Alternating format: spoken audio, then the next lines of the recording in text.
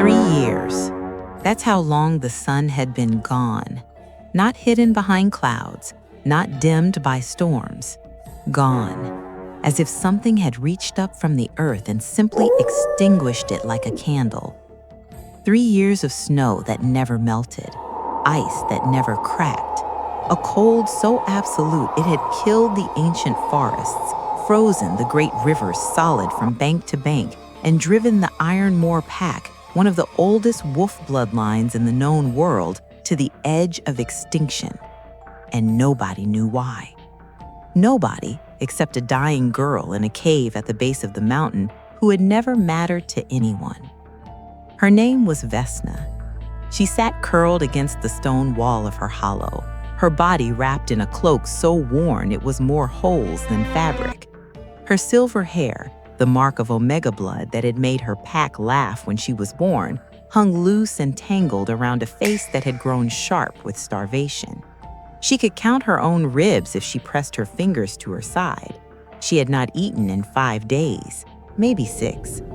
Time had a way of dissolving when your body was consuming itself. But even now, even hollow and fading, her mind was clear. Because she knew something important, something that could save them all if she could just find the strength to say it out loud before she stopped breathing entirely. Her grandmother Mara had taught her. The old woman had pressed the knowledge into Vesna's hands like a gift or a burden or both in the last hours before she died. Sitting beside that deathbed, Vesna had been 12 years old and impatient and not yet wise enough to understand what she was being given. "The old ways are dying, little one," her grandmother's voice had been a whisper like dry leaves. "But you must remember them. When winter comes that will not end, when the pack grows weak and the alpha's blood begins to freeze in his own veins, only the old ways can save them then. Only you." Vesna had not understood. She understood now. This was not a natural winter. This was a curse. And she knew, with the bone-deep certainty her grandmother had burned into her, exactly how to break it. If only she had enough time left to try. Her eyes drifted to the small leather pouch hanging from her belt, the only thing of value she still carried. Inside were dried herbs, precious, impossible to replace, gathered before the eternal winter had killed every living plant on the mountain. Her grandmother had pressed them into her hands on that last day with trembling fingers and made her swear. Use these only when the need is most desperate, when winter comes that will not end. Vesna's fingers closed around the pouch. She closed her eyes and let exhaustion drag at her. Maybe this was simply the end. Maybe dying quietly in a stone hollow was kinder than watching the rest of the world follow her into the dark. She was almost asleep, or almost dead, she could no longer tell the difference, when she heard them. Voices, close, coming closer through the snow. "Search every hollow, every cave, Alpha's orders. There's nothing out here. Nothing survives out here anymore. Keep looking, he's running out of time." Vesna's eyes opened. The Alpha. She knew of him, everyone did. Kalen Ashvale, last of the ancient Ironmore bloodline, ruler of the mountain fortress that had stood for 1,000 years. They said he was dying faster than the rest of them, that the curse had sunk its teeth deepest into him, turning his blood to ice in his own veins, extinguishing him from the inside out like a lamp running dry of oil. They said the pack had weeks left, maybe less. Vesna pushed herself to her feet. The world tilted. She grabbed the wall with one hand and held herself upright through sheer stubbornness, breathing through the dizziness until it passed. Then she straightened. This was the moment her grandmother had been preparing her for her entire life. She could feel it in the air, electric and ancient and terrifying. She could stay, hide, let the searchers pass and die quietly in her hollow, or she could walk out into the snow and offer what she knew, even if they laughed, even if they turned her away, even if they dragged a starving, silver-haired Omega out of a cave and told her she was mad for thinking she could save a king. Her grandmother's voice came to her one last time. The smallest wolf carries the warmth needed to break an eternal winter. Vesna walked to the cave entrance and stepped into the gray light. 3 wolves in human form stood in the snow not 20 feet away, guards by their bearing, warriors hardened by 1,000 years of mountain living, now hollowed by 3 years of starvation. Their faces had that particular gauntness she recognized because she saw it in every reflective surface she passed.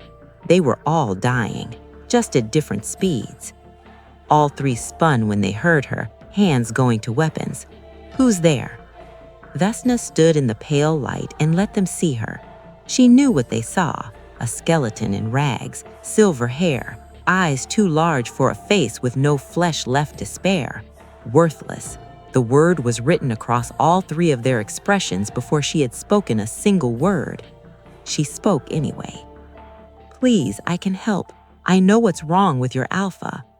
The lead guard, older, scarred along one cheekbone, eyes that had seen too much, let out a short, harsh laugh. "You can barely stand." "This isn't a natural winter," Vesna pressed on, pushing strength into her voice that she did not have to spare. "It's a blood curse, woven into your family line generations ago, designed to wake under specific conditions and consume the alpha from the inside out. It's turning your blood to ice in your own veins. Your healers cannot treat it because they have forgotten the knowledge that would let them recognize it. I haven't forgotten." The laughter stopped. The 3 guards looked at each other with something that was not quite hope, but was not quite dismissal either. "How do you know that?" the scarred one said. "My grandmother taught me the old ways, the knowledge that the packs have been forgetting for 200 years.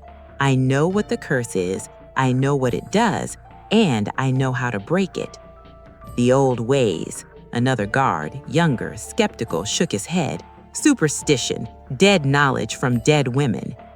"Then why is your alpha dying? Why have your healers failed? Why have 3 years passed without a single sunrise?" Silence.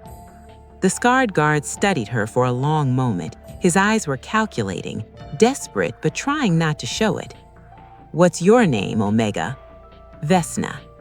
He looked at her for another breath. Then he jerked his head at the others. "Bring her. The alpha decides." The Ironmoor fortress had been carved from the mountain itself over 1,000 years, cut and shaped and built up by generation after generation of Ashvale alphas until it sprawled across the upper slope like a second peak. It had been magnificent once. Now it was a tomb. Vesna saw it clearly as the guards led her up the mountain path. The great torches along the outer walls burned low and dim, their light strangled by the unnatural cold. The training yards where warriors should be drilling stood empty, knee-deep in snow that no one had the strength to clear. Windows that should have glowed warm and gold showed only darkness. Inside was worse. The corridors that must have once echoed with voices and footsteps and the noise of a living pack were near silent. Wolves huddled against walls wrapped in every layer of fur and wool they could find, shivering despite it all. They saw cubs with hollow eyes and visible ribs. They saw warriors who couldn't lift their own weapons, leaning against walls for support. They saw elders who had survived centuries of hard northern winters sitting on the floor because they no longer had the strength to stand. Everyone was dying. And as Vesna was led through those corridors, they felt their eyes follow her. That particular look she knew too well, the calculating, desperate appraisal of starving people weighing options they would never have considered in better times. Alone Omega, no pack markings, no protection. The scarred guard noticed. He moved closer to her side. "Eyes forward," he said, loud enough for the wolves they passed to hear. "She's under the alpha's consideration." It wasn't much, but it was something. They brought her to the throne room. Vesna had expected grandeur even in decay, and the room delivered. High stone walls threaded with silver ore that must have gleamed in torchlight in better times, tapestries depicting 1,000 years of Ashvale history hanging from iron rods, a ceiling that arched overhead like the inside of a cathedral. Even covered in a thin film of frost, even lit by half-dead torches, the room carried the weight of centuries. but she barely registered any of it, because at the far end, on a throne carved from a single block of mountain ice, sat Kaelin Ashvale, and her breath stopped. Even dying, he was the most extraordinary thing she had ever seen. He was vast, tall, even seated, with the kind of build that came not from vanity, but from generations of mountain living and hard use. His hair was black as a winter sky without stars, shot through with natural silver that marked him as old bloodline, hanging loose past his shoulders with frost caught in the strands.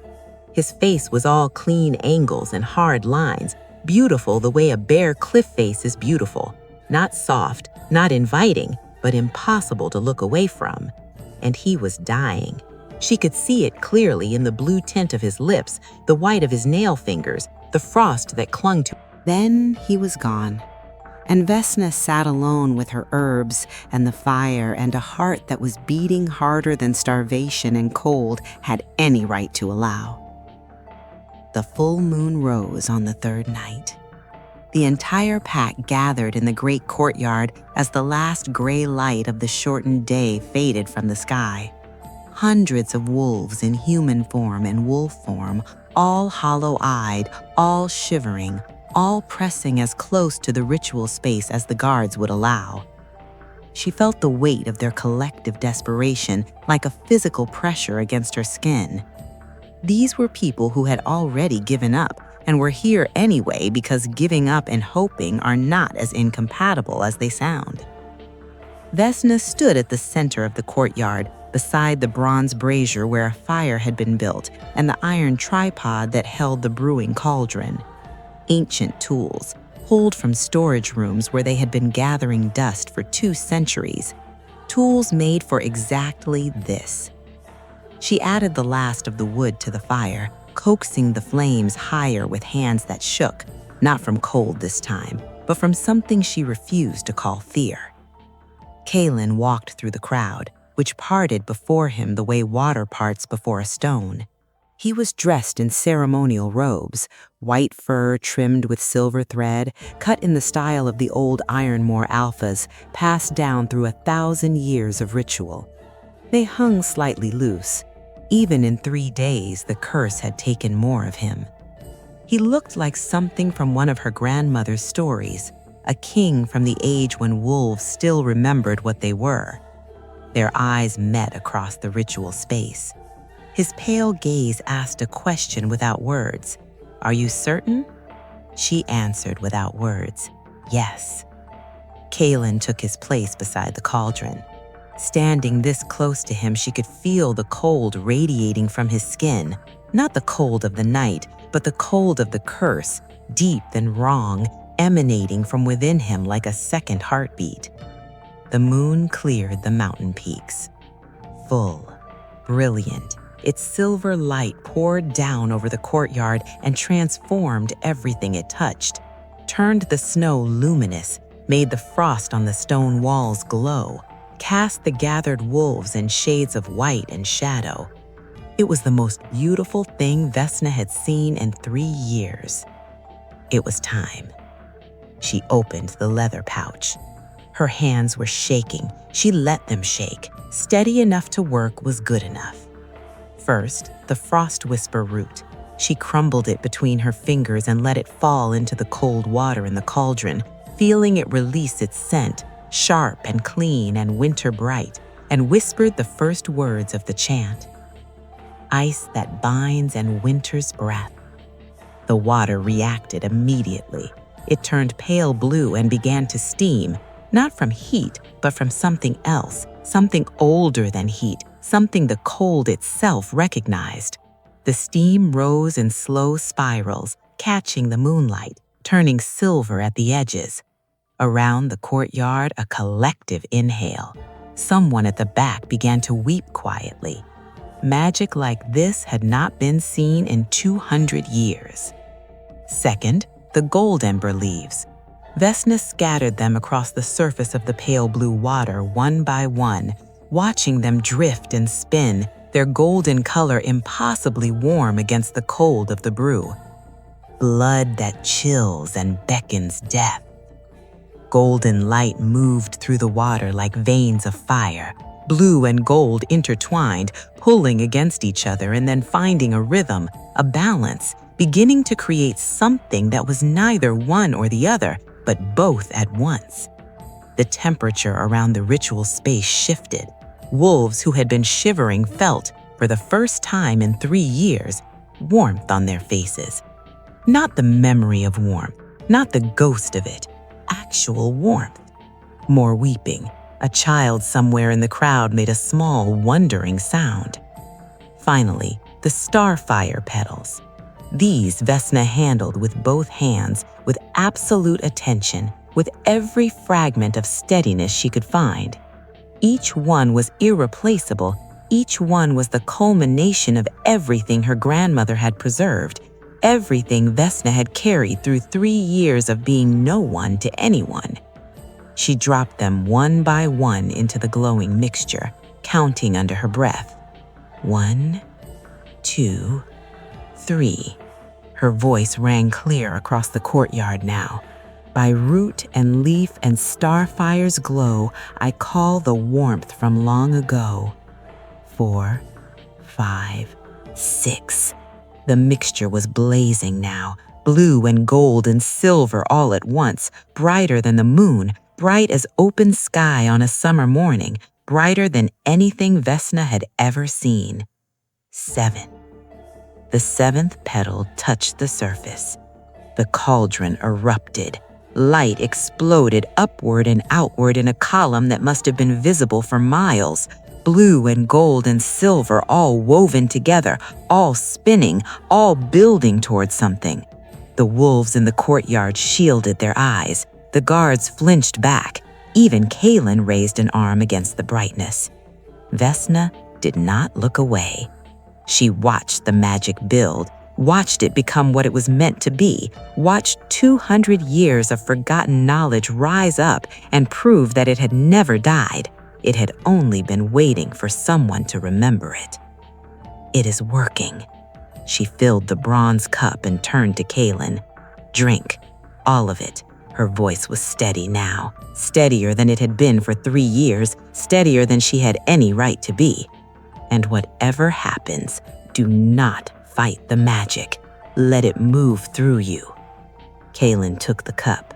Their fingers touched in the exchange. A jolt ran through Vesna, not magic, or not only magic, something else underneath it, something older and more personal and terrifying in a completely different way. She pushed it aside. Later, focus. Kaylin raised the cup and drank. The effect was immediate and wrong. He gasped. His entire body went rigid. The cup fell from his hand and shattered on the stone. And then, frost erupted from his skin. Not a thin coating, not the glaze that had been building for 3 years. Thick ice spreading rapidly up his chest and up his throat and over his jaw. "It's killing him!" someone screamed. "Stand back!" Vesna's voice cracked across the courtyard like a whip. She stepped forward, placed both hands flat against Kaylin's chest, directly over his heart, and began the second half of the chant. The curse surged against her hands. It was alive. She had known it would be. Her grandmother had warned her, but knowing and experiencing were different things entirely. It was malevolent and old, and it recognized her as a threat, and it came for her like a fist of ice, racing up her arms, burning cold, colder than the mountain, colder than 3 years of unnatural winter, cold like the absence of everything. Pain exploded through her body. She held on. Ancestral wisdom, hear my plea. Break the curse and set them free. The curse pushed back harder. Ice crept towards her shoulders. Her vision went white at the edges. Her legs were shaking so badly she could feel her knees about to give out, and she refused to let them. She had carried this knowledge for years through everything the world had done to her. She had walked out of a cave half dead and offered it freely to a pack of strangers who had given her nothing. She was not going to drop it now. From frozen veins and hearts of stone, the curse screamed. She felt it in her bones. restore the warmth they've never known. The world went white. Power detonated outward from where her hands met Kaylin's chest, a wave of gold and silver that swept across the courtyard, then beyond, then further, out across the fortress walls, across the mountain slope, out and out into the valley below, and beyond that, into the frozen world that had been waiting 3 years for this exact moment. Vesna felt the curse break. She felt it shatter, felt the moment it came apart, felt its malevolence simply stop, felt the absence of it like a silence after a years-long noise. And then the backlash hit. The force of it tore through her like a wave breaking on stone. Her scream was already gone. She had no air for it. The world spun. Her legs gave out completely. Strong arms caught her. She registered warmth before she registered anything else. Warmth. Kaylin's arms around her, his chest against her cheek, his skin warm, genuinely warm, humanly warm for the first time in 3 years. Vesna, his voice above her, low and urgent. Vesna, stay with me. She tried to answer. Darkness was moving in from the edges of her vision, patient and absolute. The last thing she saw was his face looking down at her, his pale eyes, different now, alive now, lit from within by something that had been extinguished for 3 years, and in them, unmistakable, written clearly for anyone who looked. Fear. Not fear of the curse, not fear of death, fear for her. Then